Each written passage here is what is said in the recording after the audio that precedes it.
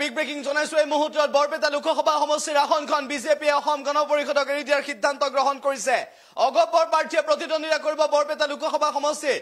লোকসভা নিৰ্বাচনৰ প্ৰাক্ষণত আজিৰ দিনটোত এই খবৰে ইতিমধ্যে ৰাজ্যত তুলপাৰ লগাইছে। বৰপেটা লোকসভা সমষ্টিৰ বিজেপিৰ ভাবি প্ৰাৰ্থীসকলৰ বাবে দুৰ্ভাগ্যজনক খবৰ। অগপৰ প্ৰাৰ্থীসকলৰ বাবে, অগপৰ দাবীদাৰসকলৰ বাবে ভাল খবৰ যে অগপে বৰপেটা লোকসভা সমষ্টিত নিৰ্বাচন খেলিব। সবিশেষ জনাইছো অগপে বৰপেটা লোকসভা সমষ্টিত নিৰ্বাচন খেলিব। অসম গণ পৰিষদে নিৰ্বাচন খেলিব বৰপেটা লোকসভা সমষ্টিত। উল্লেখ্য যে 29 ফেব্ৰুৱাৰীত অভয়াপুৰীত অগপৰ বৰপেটা লোকসভা সমষ্টি সমিতিৰ জৰুৰী বৈঠকৰ আহ্বান কৰিছে। এই বৈঠকতে সকলো চূড়ান্ত কৰিব আৰু এই বৈঠকতে অসম গণ পৰিষদৰ সভাপতি অতুল বৰাই এক বৈঠকৰ জৰিয়তে আহ্বান জনাব। এই বৈঠকৰ জৰিয়তে তৃণমূল পৰ্যায়ৰ কৰ্মীসকলক বৰপেটা লোকসভা সমষ্টিত বৰপেটাৰ প্ৰাৰ্থীক জয়ী কৰাবৰ বাবে আহ্বান জনাব। উল্লেখ্য যে যিটো সময়ত বিজেপিৰ প্ৰাৰ্থীসকলে আশা কৰিছিল, বিজেপিৰ দাবীদাৰসকলে ভাবিছিল যে বৰপেটা লোকসভা সমষ্টিত প্ৰতিদ্বন্দ্বিতা কৰিম, যিসকলে আবেদন কৰিছিল সেইসকলৰ বাবে দুৰ্ভাগ্যজনক খবৰ, বেয়া খবৰ, অত্যন্ত দুৰ্ভাগ্যজনক খবৰ। কেইবাগৰাকীও শীৰ্ষ বিজেপি নেতাৰ বাবে বৰপেটাৰ বাবে আবেদন কৰি অৱশেষত সেই আসনখন যে অগপই লাভ কৰিব সেয়া চূড়ান্ত হোৱাৰ পিছত আজি অত্যন্ত দুৰ্ভাগ্যজনক খবৰ বিজেপিৰ সেইসকল দাবীদাৰৰ বাবে। কিন্তু অগপৰ দাবীদাৰৰ বাবে ভাল খবৰ। কোন কোন দাবীদাৰৰ শীৰ্ষত আছে? অসম গণ পৰিষদৰ সাধাৰণ সম্পাদক ভূপেন ৰায়। এই ভূপেন ৰায়ে আবেদন কৰিছে বৰপেটা লোকসভা সমষ্টিৰ বাবে। উপ সভাপতি ৰঞ্জিত ডেকা, প্ৰাক্তন সাংসদ কুমাৰ দীপক দাস, সম্পাদক দিলীপ কুমাৰ দাস, উপ সভাপতি তাৰা প্ৰসাদ দাস, এইসকল দাবীদাৰ, প্ৰবল দাবীদাৰ। কিন্তু ইয়াৰ ভিতৰত কোনে টিকট লাভ কৰিব, কোনে অসম গণ পৰিষদৰ বৰপেটা লোকসভা সমষ্টিৰ প্ৰাৰ্থী হ'ব, কোন লোকসভালৈ যাব পাৰিব?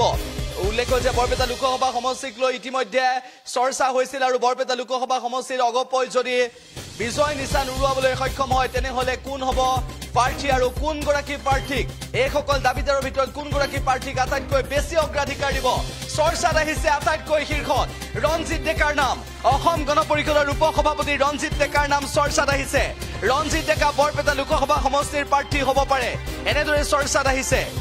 দাবীদাৰ ভূপেন ৰায়ৰ নামো চৰ্চাত আহিছে। কিন্তু কুমাৰ দীপক দাস, দিলীপ কুমাৰ দাস, তাৰা প্ৰসাদ দাসেও টিকটৰ বাবে জোৰদাৰ প্ৰচাৰ চলাব। জোৰদাৰ তেওঁলোকে অসম গণ পৰিষদৰ এগৰাকী জ্যেষ্ঠ কৰ্মকৰ্তা হিচাপে, জ্যেষ্ঠ কাৰ্যকৰ্তা হিচাপে তেওঁলোকে নিজৰ দাবীখিনি পূৰণ কৰিবলৈ চেষ্টা কৰিব আৰু নিজৰ যিখিনি দলক জনাব লাগে, নিজৰ যিখিনি কথা, সকলো কথা অৱগত কৰিব। কুমাৰ দীপক দাসে এই ক্ষেত্ৰত কেনেদৰে নিজে টিকটটো লাভ কৰিব পাৰে সেই সন্দৰ্ভত ইতিমধ্যে চিন্তা চৰ্চা কৰিব। আৰু উল্লেখ্য বিষয়টো হৈছে যে প্ৰাক্তন সাংসদ কুমাৰ দীপক দাসক টিকট প্ৰদান কৰিব নে নকৰে তাক লৈ এতিয়াও সন্দিহান অৱস্থা।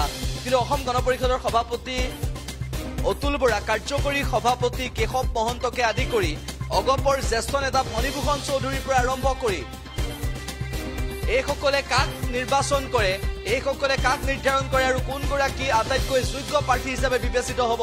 কিন্তু একাংশই মন্তব্য কৰিছে, ৰাজনৈতিক বিশ্লেষকৰ মন্তব্য যে কুমাৰ দীপক দাস, দিলীপ কুমাৰ দাস, তাৰা প্ৰসাদ দাস, ৰঞ্জিত ডেকা, ভূপেন ৰায়, এইসকলৰ ভিতৰত যিগৰাকীয়ে অসম গণ পৰিষদৰ বৰপেটা লোকসভা সমষ্টিৰ প্ৰাৰ্থী হ'ব সেইগৰাকী লোকসভালৈ যোৱাটো প্ৰায় নিশ্চিত হৈ পৰিব বুলিও একাংশই মন্তব্য কৰিছে।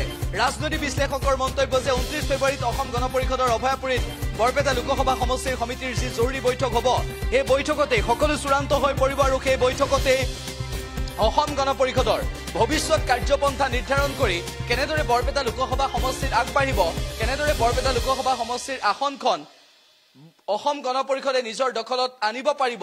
বৰ্তমানৰ সাংসদ আব্দুল খালেক যিহেতু কংগ্ৰেছৰ আব্দুল খালেক, কিন্তু সমষ্টি পুনৰ নিৰ্ধাৰণৰ পিছত সমষ্টিটোৰ জনগাঁথনি সলনি হোৱাৰ পৰৱৰ্তী সময়ত অসম গণ পৰিষদৰ বাবে সুবৰ্ণ সুযোগ, বিজেপিৰ বাবেও যিটো আছিল অত্যন্ত এটা ভাল সমষ্টি, সেই সমষ্টিটো বিজেপিয়ে অসম গণ পৰিষদক এৰি দিয়াৰ সিদ্ধান্ত ল'লে।